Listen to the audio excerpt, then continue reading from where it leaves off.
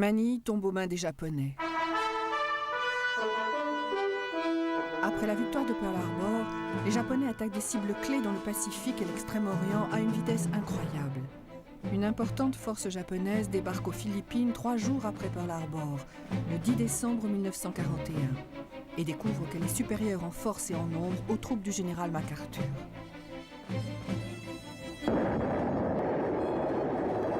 Oma, le général japonais, a prévu d'encercler les défenseurs, mais MacArthur décide de se déplacer à l'ouest vers Bataan au lieu de défendre Manille. Manille tombe, mais les Alliés ont sauvé leur armée qui résistera aux Japonais durant les 5 mois à venir.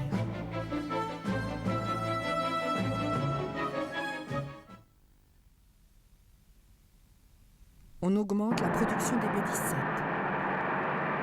Le bombardier américain le plus efficace à l'époque est le B-17, la forteresse volante. On fabrique cet avion depuis la fin des années 30. La production a subi une forte augmentation pour pouvoir fournir à la demande et les usines Boeing travaillent vite. De nouvelles chaînes d'assemblage sont construites pour permettre à Boeing de fabriquer plus d'avions au mètre carré que les autres usines. De nouvelles façons de travailler font augmenter le rendement de l'usine. Ces méthodes de travail seront reprises par d'autres usines d'armement et aideront beaucoup à l'effort de guerre américain.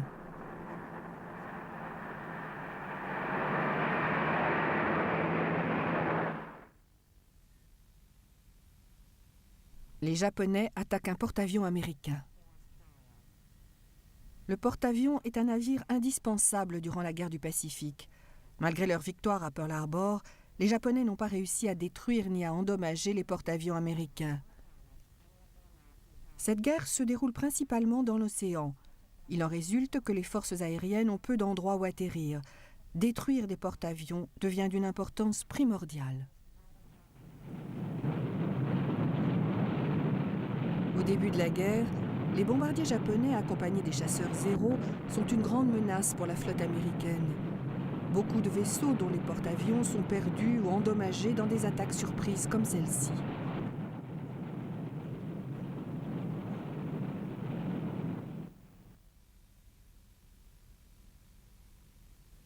Les Japonais entrent à Kuala Lumpur. Quand les Japonais attaquent Pearl Harbor en décembre 1941, ils frappent simultanément d'autres cibles bien précises, comme Singapour, la Thaïlande et la Malaisie. La 18e division japonaise, sous le commandement du colérique lieutenant-général Mutabushi, débarque à Ando le 8 janvier et ne rencontre pas d'opposition.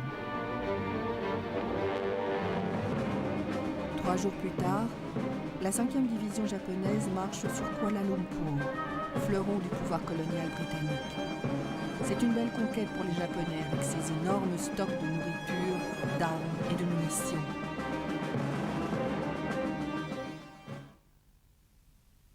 Les U-boats se mettent à attaquer la côte est américaine.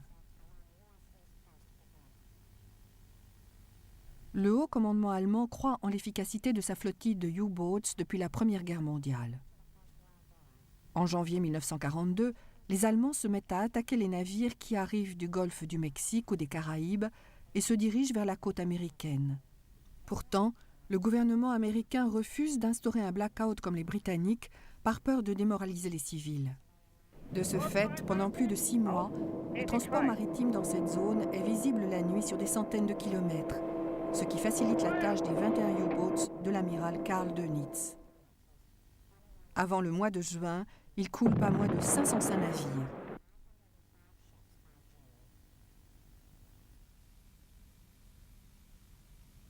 Les Stukas atterrissent en raison du mauvais temps. Les bombardiers Stukas ont été une arme très efficace pour les Allemands lors du bombardement de la Pologne en 1939, tout comme lors de la campagne de France ou pendant l'opération Barbarossa en Union soviétique. L'artillerie traditionnelle ne peut rien faire contre les Panzers. Les Stukas jouent le rôle d'une artillerie aérienne. Mais l'hiver glacial ralentit la progression des Allemands et les Stukas tombent plus ou moins en panne sur le front de l'Est. Certains prétendent que c'est l'un des événements qui aurait arrêté l'avancée allemande sur Moscou.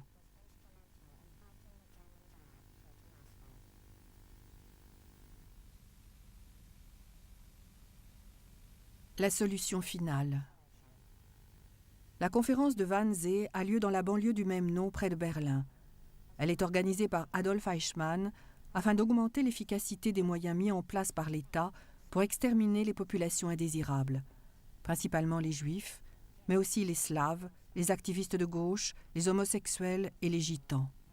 Après cette conférence tristement célèbre, l'officier SS Christian Wirth fait construire les camps d'extermination à Chelmau, Belzec, Sobibor, Treblinka, Majdanek et Auschwitz-Birkenau. Ces nouveaux camps sont des usines de la mort. Elles entraîneront la mort d'au moins 3 millions de Juifs et de beaucoup d'autres minorités.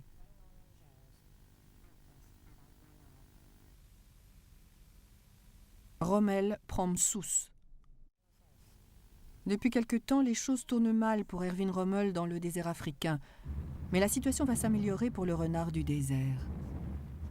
Le 5 janvier 1942, une grosse livraison de matériel arrive à Tripoli. Assoiffé de victoire, Rommel ne laisse aucun de ses hommes au repos. Il frappe dans la matinée du 21 janvier. Comme il l'avait prévu, les Britanniques qui avaient fait une avancée sont pris par surprise. L'Afrika Korps avance rapidement vers l'est et atteint Hadjedabia en quelques jours. Elle prend Msous le 25 janvier. Cela ajoute un autre épisode à la légende du renard du désert.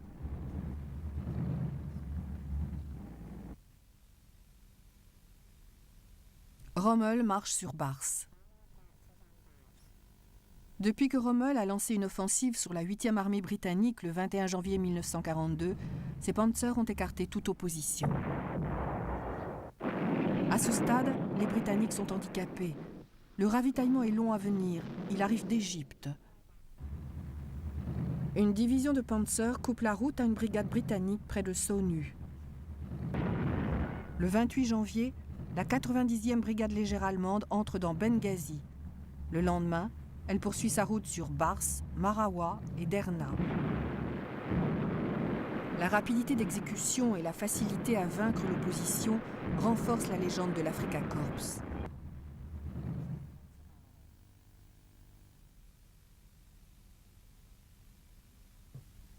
Singapour capitule. Kuala Lumpur est pris par les Japonais le 11 janvier.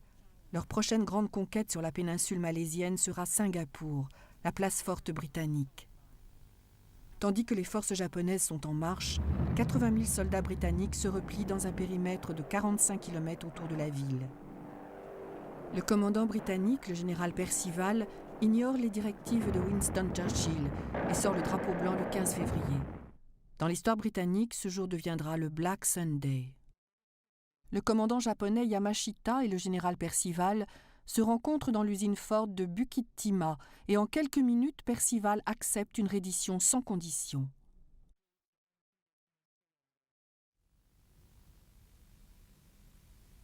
Les U-boats menacent les convois alliés dans l'Atlantique Nord. Les convois de l'Atlantique Nord sont indispensables pour les Alliés. Ils sont vitaux, mais très vulnérables face aux attaques des sous-marins allemands, les U-boats.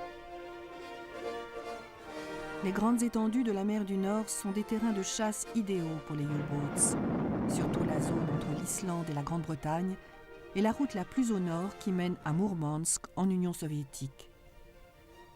En 1942, les U-boats allemands coulent pas moins de 6 226 215 tonnes de navires alliés. Churchill écrira plus tard « Les attaques des U-boats en 1942 furent notre pire cauchemar. »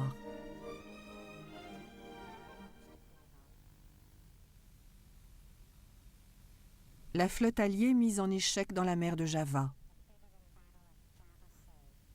Les Japonais prennent Bali le 19 février 1942 et sont prêts à débarquer sur une cible encore plus importante, Java. La bataille de la mer de Java se déroule du 27 février au 1er mars entre une puissante force navale japonaise, protégée par plusieurs escadrons aériens provenant des terrains d'aviation de Bornéo, et une flotte alliée plus petite, qui a perdu toute protection aérienne depuis que le porte-avions Langley a été coulé par l'aviation japonaise. Les Japonais remportent une grande victoire lors de cette bataille. Leurs nouvelles torpilles à oxygène liquide détruisent 4 destroyers alliés, dont le flagship de Ruyter.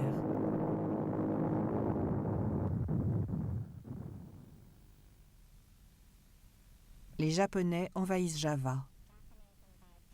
La bataille de la mer de Java fait rage. De toute évidence, les Japonais ont pris l'ascendant. Ils peuvent envahir Java le 28 février 1942. D'ailleurs, la défense navale alliée n'arrive pas à retarder cette invasion d'une seule journée.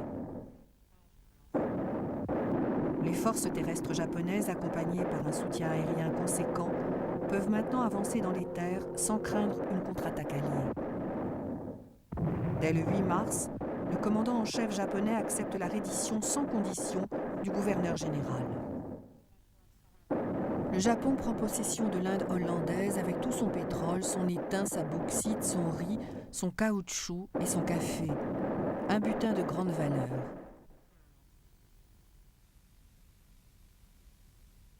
Rangoon tombe.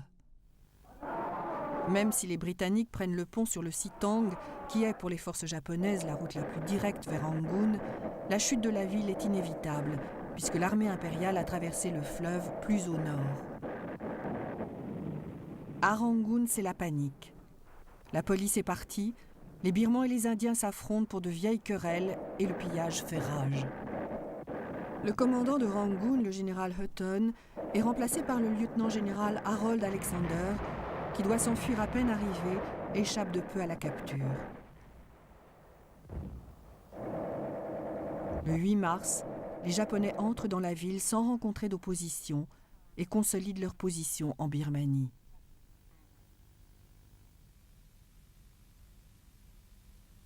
Les Japonais prennent les Indes orientales hollandaises. Les Japonais ont battu la marine alliée lors de la bataille de la mer de Java, le 27 février 1942, et ont envahi l'île de Java. La situation sur l'île est désespérée pour les Alliés. Le 7 mars, le commandant en chef japonais demande à parler avec son homologue, le commandant en chef hollandais. Durant l'après-midi du 8 mars, sous la menace d'un bombardement dévastateur de la ville de Bandung, une reddition sans condition est conclue. La conquête japonaise des Indes orientales est effectuée en 3 mois. Les chefs militaires sont ravis. Ils pensaient que ça prendrait 6 mois.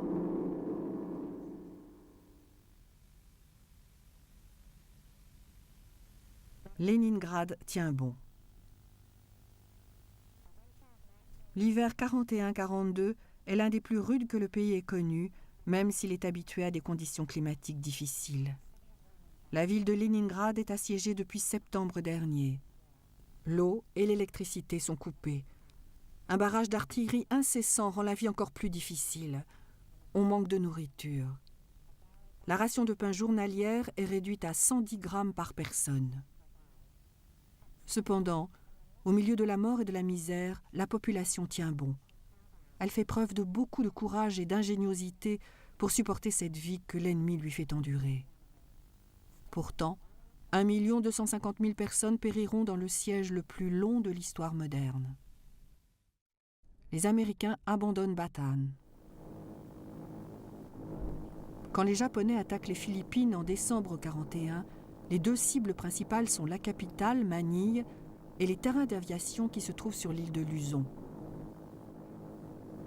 Les forces américaines battent en retraite sur la péninsule de Bataan pour y prendre position. Ils résistent aux Japonais pendant plusieurs mois. Les Japonais lancent l'attaque finale le 5 avril 1942. Un vendredi saint. Les avions partent du terrain d'aviation Clark et larguent 60 tonnes de bombes sur les défenses américaines. Le 7 avril, la 60e brigade japonaise écrase les positions centrales. Le 2e corps d'armée américain se désintègre peu à peu et finit par se rendre le 9 avril au soir. Les Japonais larguent plus de 16 000 grenades sur Corregidor. La toute petite île de Corregidor est assiégée par les forces japonaises depuis la fin de décembre 1941. Le 4 mai 1942, les Japonais lancent une attaque décisive contre les forces assiégées. Batan, qui vient d'être pris, est un site idéal pour l'artillerie du général Omma. Après plusieurs bombardements, cet assaut réduit en miettes les défenses de Corregidor. La plupart des fortifications sont détruites. Il ne reste presque plus de postes de combat. Corregidor est à la merci des Japonais. Les Japonais prennent Corregidor. Les bombardements intenses font des ravages sur la petite île fortifiée de Corregidor dans les Philippines. Le commandant japonais, le général Amo, s'apprête à l'envahir. Il ne reste que quelques petits groupes de marines, de soldats, de marins ou de scouts philippins pour résister à l'invasion. La plupart d'entre eux ne sont en fait que du personnel administratif qui s'arme comme il peut dans le chaos ambiant. Quand le débarquement a lieu, les défenseurs tirent avec tout ce qu'ils trouvent, des pistolets, des fusils ou des mitrailleuses, sans aucune coordination. À 10h du matin, le 6 mai 1942, les Japonais débarquent avec des tanks et de l'artillerie légère. Et le commandant américain, le général Wainwright, se rend au général Omma.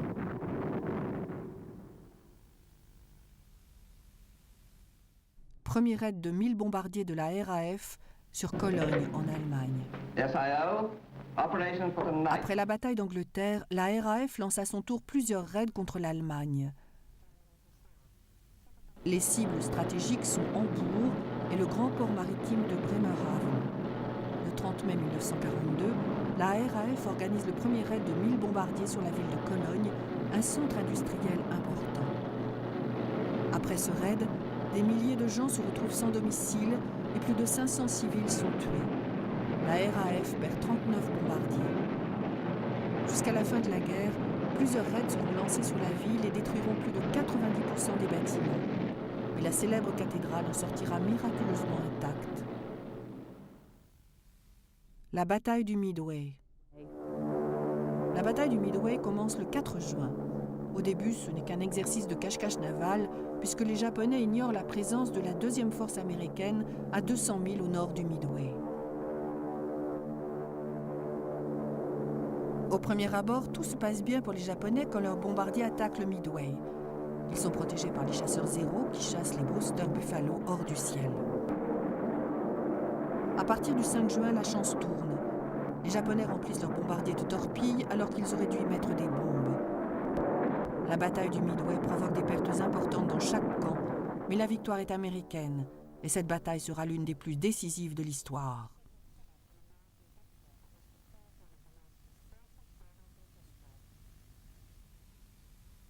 Rommel sort du chaudron au sud de Gazala. Fin mai 1942, Rommel, le renard du désert, est obligé de faire une pause lors de son avancée sur la frontière égyptienne. Il n'a pas le choix, il manque de munitions et de carburant. En conséquence, les deux divisions Panzer de Rommel, la 15e et la 21e, ainsi que sa division légère, la 90e, sont prises en sandwich entre la 150e brigade d'infanterie britannique, la 21e brigade des gardes et la 32e brigade des blindés. L'Afrika Korps de Rommel est pris dans ce qu'on appellera le chaudron. Finalement, les panzers allemands font une percée et atteignent le Via Balba. Ils peuvent repousser les Britanniques au-delà de Tobruk. Rommel attaque Tobruk. La situation en Afrique n'est pas encourageante pour le général Auchinleck durant l'été 42. Rommel a pris le dessus et les Britanniques ne peuvent rien faire. Mais Rommel n'a toujours pas Tobruk, qui a réussi à résister à tous ses assauts en 1941. Maintenant, il est déterminé à prendre la ville. Rommel lance son attaque le matin du 20 juillet, au sud-est du périmètre de défense. Dès midi, les Panzers ont réussi à mettre en place un couloir qui permet à Rommel d'arriver dans le centre de Tobruk en début d'après-midi. Les forces allemandes sont épuisées, mais au crépuscule, les Britanniques sortent le drapeau blanc. Rommel a enfin pris Tobruk. La vie à Berchtesgaden. La petite ville bavaroise de Berchtesgaden dans les Alpes est devenue célèbre grâce à Berghof, la retraite de Hitler dans la montagne. C'est ici que Hitler vient se reposer et voir ses amis. C'est l'endroit préféré de sa compagne, Eva Braun.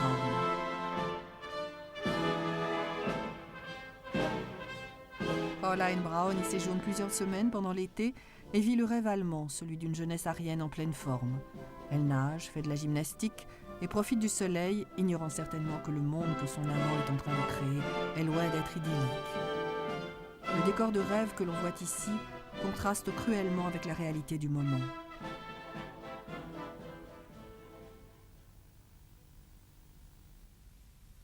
La 8e armée britannique se replie sur Mersa Matruh.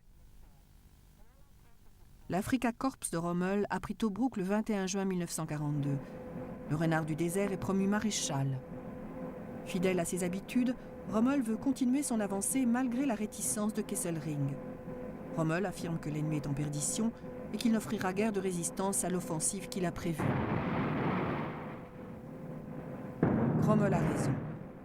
Le 25 juin, le général Auchinleck prend lui-même le commandement de la 8e armée britannique et tente de maintenir le corps de Panzer sur une ligne de front au sud de Mersa Matruh. Il ne fait aucun doute que le général Auchinleck est d'une grande compétence, mais il est trop tard et Rommel continue à repousser les forces britanniques. Début de l'opération Blau. Fall Blau, ou l'opération bleue, le nom de code donné à la campagne allemande en direction du Caucase et de Stalingrad, débute le 28 juin 1942. La 4e armée Panzer du général Hoth bifurque au nord de Koursk, tandis que la 6e armée du général von Paulus avance parallèlement au sud de la ville. Stalingrad est leur objectif, ainsi que la Volga sur laquelle le pétrole est transporté jusqu'aux centres industriels. 2 jours plus tard, le groupe armé A traverse le Donetsk et part en direction du sud-est où se trouvent les champs pétrolifères du Caucase. La victoire semble à nouveau facile. C'est la première fois depuis des mois que le terrain est propice à une avancée rapide. Mais Stalingrad les attend. Le chef de l'armée américaine ordonne aux forces terrestres et navales de repousser les Japonais hors des îles Salomon et de la Papouasie-Nouvelle-Guinée. Même si les Japonais n'ont pas réussi à prendre Port Moresby, il est primordial pour les Alliés de contrôler toute la région pour que leur flanc sud soit protégé pendant les mois à venir. Les commandos australiens harcèlent les Japonais depuis le début. Quand 2 bataillons australiens viennent en renfort, ils commencent à gagner du terrain pour aboutir au chemin de Kokoda et atteindre Buna sur la côte nord. Mais les Japonais sont sur le pied de guerre. La bataille de la Nouvelle-Guinée a commencé. La bataille de Tel el-Eissa.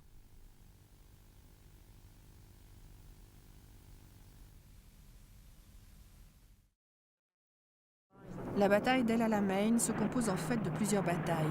La première commence le 1er juillet 1942. En quelques jours, la crête de Ruweissat tombe entre les mains de la 21e division de Panzer, pendant qu'El Alamein est aux mains des Britanniques. La phase suivante commence par de petites manœuvres qui poussent les Allemands vers le sud. Les Britanniques bombardent massivement les Italiens dans le nord. Puis, une brigade australienne passe à El Alamein pour se diriger sur Tel el-Eissa et forcer Rommel à se replier au nord. Pour la première fois, Rommel réalise qu'il a été devancé par un autre commandant.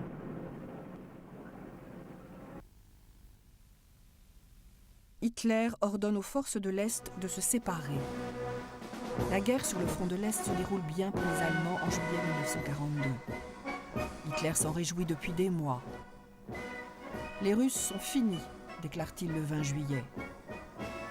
Puis, il commet une énorme erreur. Comme il sous-estime les Soviétiques, il décide de séparer les forces de l'Est. Le 6e corps d'armée doit partir sur Stalingrad, pendant que les armées de Panzer de Kleist et de Hoth font route vers le sud en direction des terrains pétrolifères du Caucase. La décision de Hitler paraît logique à court terme, mais en voyant comment la guerre évolue, il devient évident que c'est une erreur monumentale. L'Allemagne va le payer très cher dans l'année qui suit. Staline lance cet ordre célèbre « On ne recule pas d'un pas ». Adolf Hitler déclare le 20 juillet 1942 « Les Russes sont finis ». On constatera plus tard qu'il a pris ses désirs pour des réalités. Le 28 juillet, Joseph Staline lance cet ordre célèbre « On ne recule pas d'un pas ». On peut prendre cela comme un acte de pure bravoure, mais c'est également une affirmation importante pour le peuple soviétique. Il doit être convaincu que l'Allemagne peut être battue.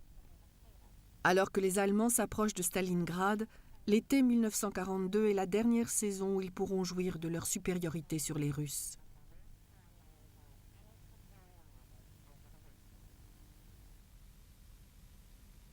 Les forces américaines attaquent Guadalcanal. Le 7 août 1942, à la surprise des Japonais, 19 000 marines américains débarquent avec succès sur Guadalcanal et la petite île Florida. Dès le soir, les marines ont chassé dans la jungle 2200 ouvriers japonais qui travaillent sur l'île. 36 heures plus tard, les 1500 soldats japonais sur l'île Florida sont éliminés. L'objectif est de prendre le terrain d'aviation en construction sur Guadalcanal. On le rebaptise Henderson Field. Le 20 août, les premiers chasseurs et bombardiers atterrissent. Les Américains prennent possession de l'île en espérant que la chance tourne en leur faveur dans le Pacifique. Joseph Staline et Winston Churchill se rencontrent à Moscou. Il est certain que la guerre provoque les alliances les plus improbables. Mais le leader communiste Joseph Staline et le premier ministre conservateur Winston Churchill ont un objectif commun, la défaite des forces de l'Axe. À ce moment précis, von Paulus traverse le fleuve Don afin de préparer l'offensive sur la grande ville de Stalingrad. L'armée rouge a donc besoin de deux choses, d'être ravitaillée et d'ouvrir un deuxième front pour faire diversion dans les forces allemandes. Malgré leurs différences politiques, Staline et Churchill se mettent d'accord sur une série d'actions. Du ravitaillement est livré à Mourmansk et les Alliés débarquent en force en Afrique.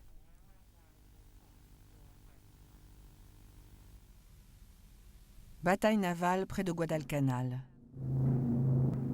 Au beau milieu de l'année 1942, les îles Salomon deviennent une position stratégique clé. Si elles sont prises par les Japonais, ils risquent d'attaquer la route de ravitaillement entre l'Amérique et l'Australie.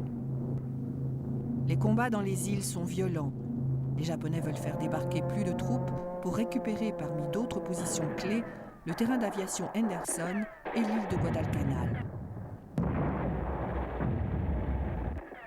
Durant cette campagne, une bataille fait rage en mer près de l'île. Les Japonais la surnomment la bataille navale de Guadalcanal. Cet affrontement a provoqué la perte de tant de navires que le passage entre Guadalcanal et l'île Florida a été baptisé le champ d'acier du fond des eaux. Rommel rencontre Montgomery dans le désert. La campagne allemande en Afrique est dirigée de main de maître par le général Erwin Rommel. La 8e armée britannique, les rats du désert, passe des moments difficiles. L'Angleterre envoie à sa tête le lieutenant-général Bernard Montgomery. Comme l'écrira plus tard l'un de ses adversaires de l'Africa Corps, son arrivée a tout changé.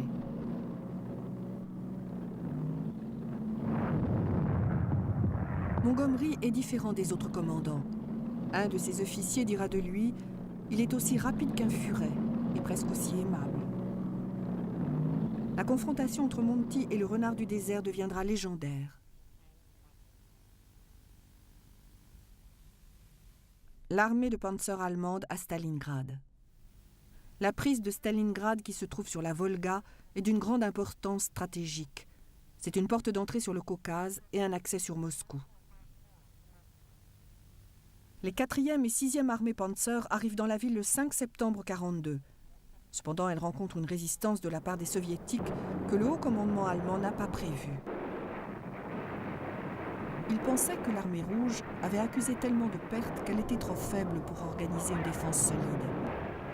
Mais les Russes avaient anticipé cette offensive et avaient transféré dans le sud l'équipe qui avait réussi à défendre Moscou. Le général Voronin, le général Novikov et le maréchal Zhukov, les hommes qui n'ont jamais perdu une bataille. Combat aérien dans le désert. Avant l'arrivée de l'Afrika Korps, chaque camp a sa part de victoire dans les combats aériens au-dessus du désert. Tout va changer à cause d'un seul homme, Oberfähnrich Marseille, un pilote de chasse allemand remarquable. Ce jeune Berlinois a déjà abattu 7 Spitfires au-dessus de la Manche avant d'arriver en Afrique en 1942.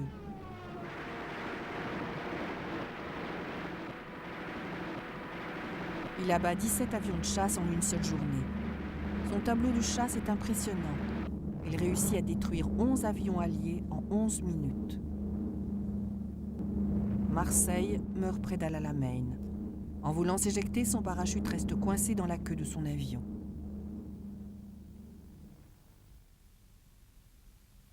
Les camps de concentration. La conférence de Wannsee, qui a eu lieu à Wannsee dans la banlieue de Berlin le 20 janvier 1942, a eu pour résultat la construction de nouveaux camps équipés spécialement pour gazer les gens.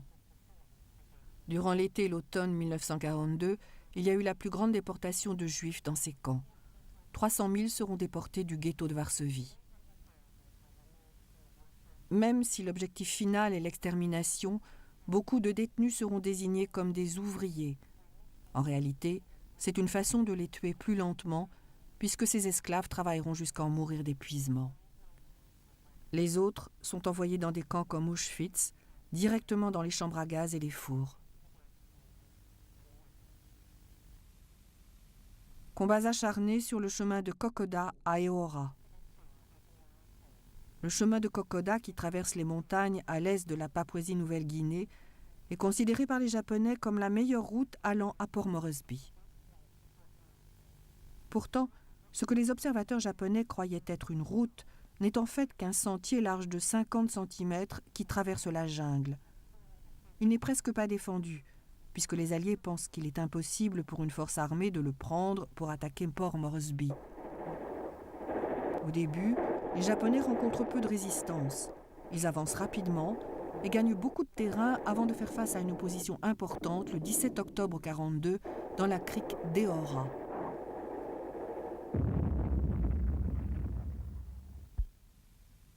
La seconde bataille d'El Alamein commence. La bataille d'El Alamein est en fait 2 batailles. Mais c'est la seconde qui sera déterminante. C'est la première confrontation entre le général Sir Bernard Montgomery et le général Erwin Rommel, le renard du désert. Montgomery a progressivement mis en place une force supérieure, mais l'Afrika Korps de Rommel s'est bien préparé et défend ses positions avec détermination quand les Britanniques attaquent. Pourtant, Rommel doit ordonner à ses hommes de se replier. Il recule sur plus de 2400 km jusqu'en Tunisie. 2300 meurent et 28 000 sont faits prisonniers. Les Britanniques remportent leur première victoire terrestre contre l'armée allemande. Remis de sa maladie, Rommel retourne en Afrique du Nord. La bataille d'El Alamein est la confrontation la plus célèbre entre la 8e armée de Montgomery, les rats du désert, et l'Afrika Korps de Rommel, même si le maréchal allemand a failli manquer cet événement puisqu'il était en convalescence en Allemagne. Néanmoins, Rommel est rappelé en Afrique. Il arrive le soir du 25 octobre 1942. Le renard du désert n'a pas l'habitude de devoir s'engager dans une bataille dans laquelle il ne peut pas gagner. Pour la première fois, il est obligé de suivre le rythme de l'ennemi. Rommel n'a plus l'initiative et la bataille d'El Alamein marquera un tournant en Afrique du Nord.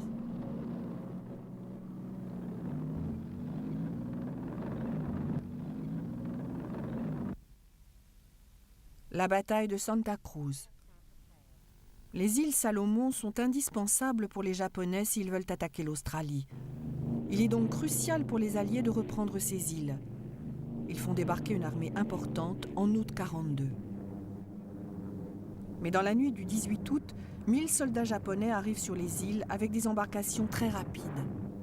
Ce genre de débarquement très rapide devient une activité nocturne régulière qu'on surnommera le Tokyo Express. C'est le début d'un long affrontement pour conquérir les îles dont fait partie la bataille de Santa Cruz. Le 26 octobre, le vice-amiral Tanaka attaque les forces armées du vice-amiral William Halsey et fait couler leur porte-avions, le USS Hornet.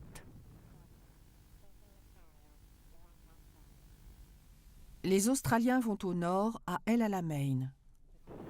L'AIF, l'Australian Imperial Force, est utilisée pour les opérations à l'étranger. Dès 1941, 3 divisions de l'AIF rejoignent les forces impériales britanniques au Moyen-Orient. L'infanterie australienne est en première ligne dans les premières campagnes contre le renard du désert, Erwin Rommel. Elle constitue la force principale de la garnison de Tobrouk. Lors de la dernière bataille d'El Alamein, la 9e division australienne joue un rôle important en se dirigeant vers le nord pour diviser les forces allemandes. Cette action provoquera le repli de Rommel le 4 novembre.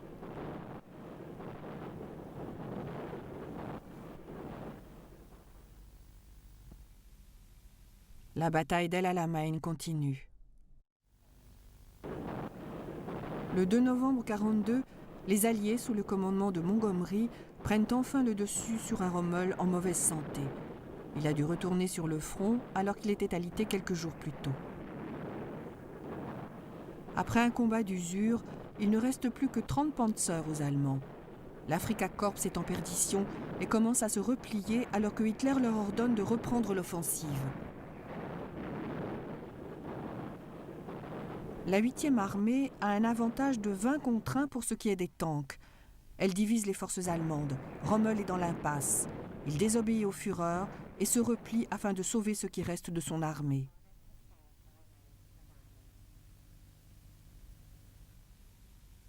Rommel se replie. Ce qui reste des 15e et 21e divisions Panzer de Rommel affronte la 8e armée britannique à Durham Corner le 2 novembre 1942. Chaque camp essuie des pertes considérables, même si les Britanniques peuvent compter sur plus de réserves. Les Allemands doivent fuir le champ de bataille en laissant derrière eux leurs épaves, leurs morts et même leurs blessés. Cette attaque a finalement réussi à briser les forces de l'Afrika Korps et met fin à la bataille d'El Alamein. Le 4 novembre, ignorant l'ordre de Hitler interdisant tout repli, Rommel se replie avec ses forces armées. Il abandonne quelques carcasses, une artillerie détruite, des esprits en pleine confusion et une grande partie de son génie militaire. L'opération Torche est lancée. L'opération Torche est le nom de code donné à l'invasion anglo-américaine de l'Afrique française du Nord-Ouest qui commence le 8 novembre 1942. Ouvrir un deuxième front reste une priorité et l'Afrique du Nord est un choix évident. L'envahir permettrait de contrôler la Méditerranée.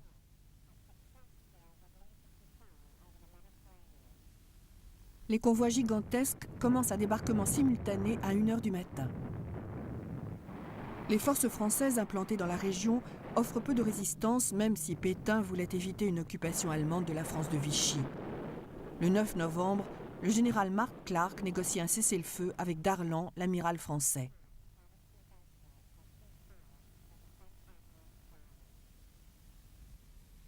Les bombardiers Mosquito attaquent Bremerhaven. Le bimoteur Mosquito de Havilland est très léger et c'est aussi l'avion le plus rapide de la RAF. La performance du premier prototype est tellement impressionnante qu'on veut l'utiliser comme chasseur et bombardier. La RAF comptera un taux de perte moins important avec cet avion. Sans armes, il est trop rapide pour être intercepté. Le Mosquito permet de nombreux bombardements en Allemagne, dont celui du port de Bremerhaven le 10 novembre 1942. C'est une cible stratégique importante, où se trouvent des U-boats et des installations militaires de grande valeur.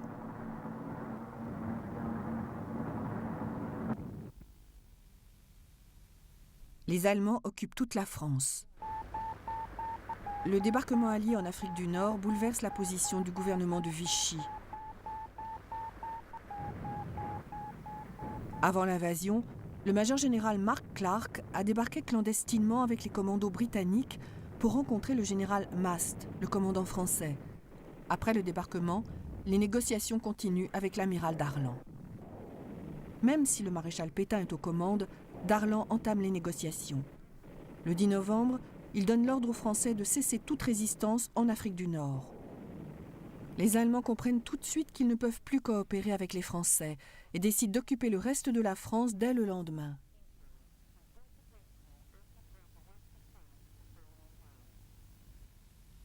La 8e armée arrive sur Tobrouk. Le port fortifié de Tobrouk change de main plusieurs fois durant la guerre du désert.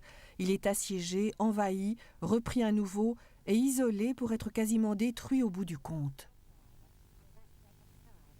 Tobrouk est pris par Rommel en un seul jour, après sa victoire à Gazala le 25 juin 1942, où pas moins de 35 000 soldats britanniques se rendent.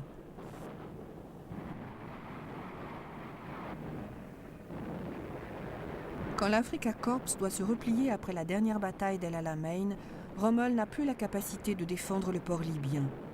Le 13 novembre, le port change de main pour la dernière fois lorsque les Allemands l'abandonnent.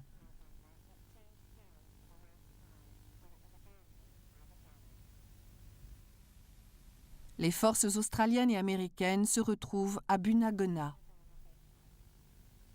La 7e division australienne atteint la crête de la montagne où se trouve le chemin de Kokoda et reprend la ville de Kokoda le 2 novembre 1942. Le terrain est difficile, l'opposition des Japonais est féroce. Il est maintenant possible de rouvrir le terrain d'aviation local. Il permet un soutien aérien jusqu'au petit port de Buna, sur la côte nord, qui est l'objectif principal de la campagne. Les forces australiennes essuient de lourdes pertes. Pourtant, elles atteignent la côte et retrouvent les Américains sur la plage de Bunagona le 16 novembre.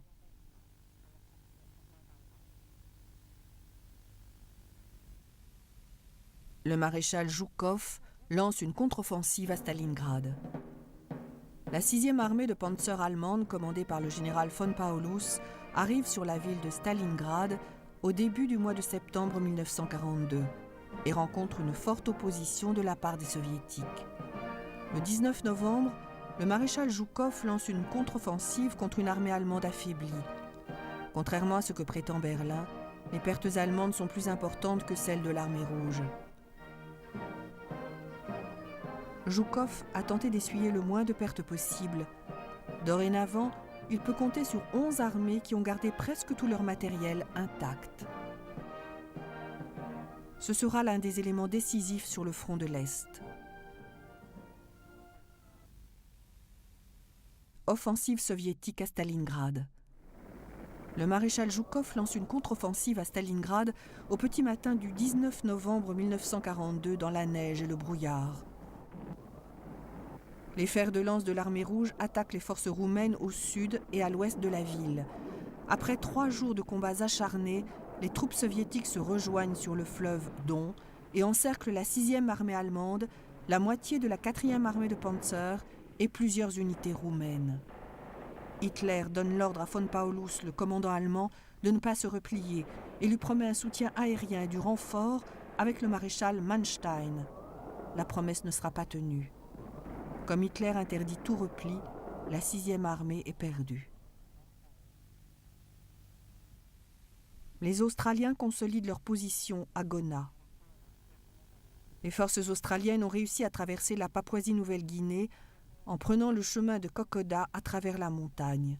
Elles retrouvent les Américains sur la plage de Bunagona le 16 novembre 1942. Le 1er décembre, Gona, au sud de la ville de Buna, est prise. Les Australiens peuvent consolider leur position dès le lendemain. Cependant, les Japonais ne sont pas délogés de leur position sur le fleuve Kumusi, au nord de Buna. Ils se battent avec acharnement tout au long de l'année 1942. Mais ils y seront finalement battus le 21 janvier 1943 parce que les Alliés ont pu débarquer de nouvelles troupes américaines et australiennes. Les Britanniques sont repoussés de Tebourba, en Tunisie. Après le repli de Rommel lors de la seconde bataille d'El Alamein, la 8e armée britannique, les rats du désert, prend le dessus dans les sables. Des troupes alliées débarquent de l'autre côté de l'Afrique du Nord, au Maroc et en Algérie, le 8 novembre 1942. La grande bataille de Tunisie est lancée. Les Allemands sont conscients que la guerre du désert a atteint un point crucial.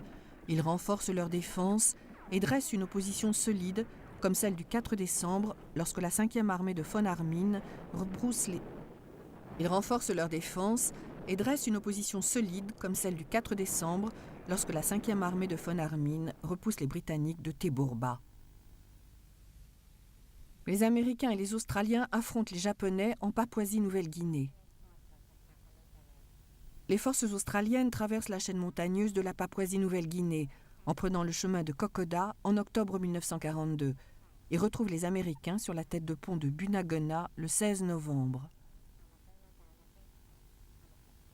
Même si Gona est sécurisé depuis le 2 décembre, il n'a toujours pas été possible de déloger les forces impériales dans la région.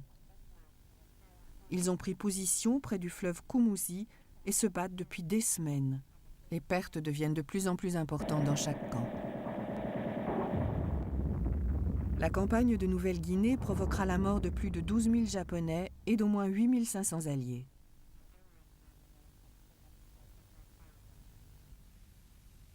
Noël avec les troupes en Afrique du Nord. Les forces alliées ont débarqué à Alger, Oran et Casablanca lors de l'opération Torche le 8 novembre 1942. Il s'ensuit 6 longues semaines de combats acharnés dans le désert. L'objectif est de prendre la Tunisie et de faire partir les forces de l'Axe d'Afrique du Nord. Au beau milieu de la guerre, Noël apporte un peu de répit. Il est fêté sur tous les fronts. Bien sûr, on reçoit du courrier de ses proches. Les plus chanceux auront des cadeaux. On dit la messe. On n'oublie pas le repas traditionnel, même si le désert est un endroit inhabituel pour manger la dinde de Noël.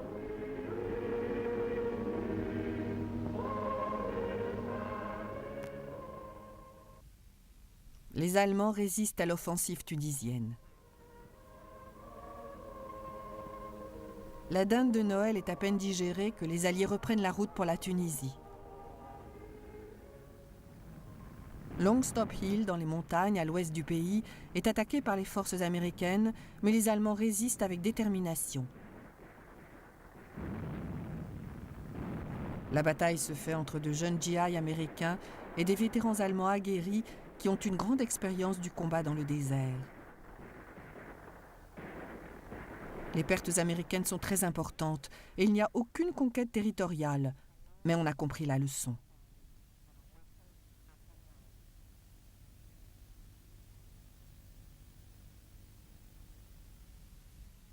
Les Japonais quittent Buna.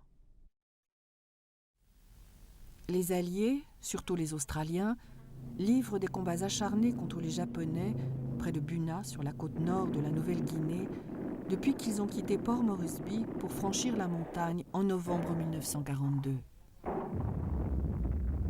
La bataille est particulièrement dure près du fleuve Kumusi, où les Japonais résistent devant des forces supérieures depuis plusieurs semaines. Finalement, la pression constante et l'arrivée de nouvelles troupes alliées arrivent à faire sonner le glas. Le 28 décembre, les forces impériales sont obligées de quitter Buna.